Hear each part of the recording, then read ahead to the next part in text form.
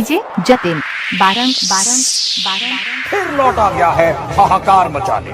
इसके नए एल्बम में है खतरनाक बीट्स, दर्दनाक ड्रॉप्स और भयंकर base. Sound check. Check this out. Check this out. Check this out. Check this out. Check this out. Check this out. Check this out. Check this out. Check this out.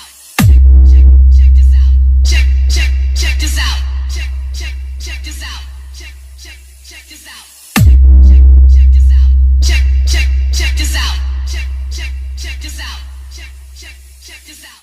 Let the bass kick.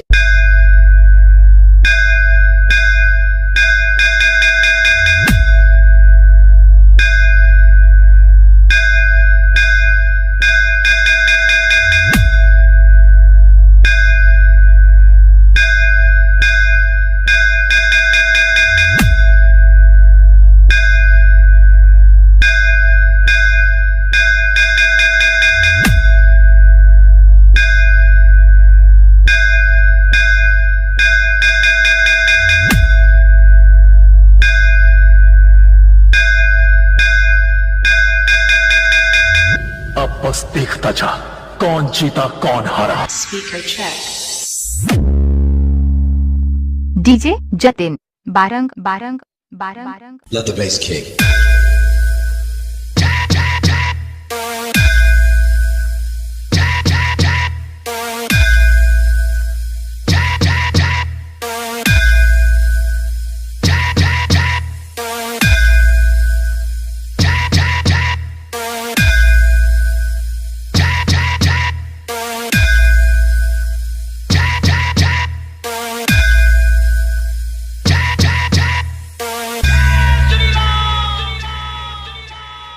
JBL sound testing.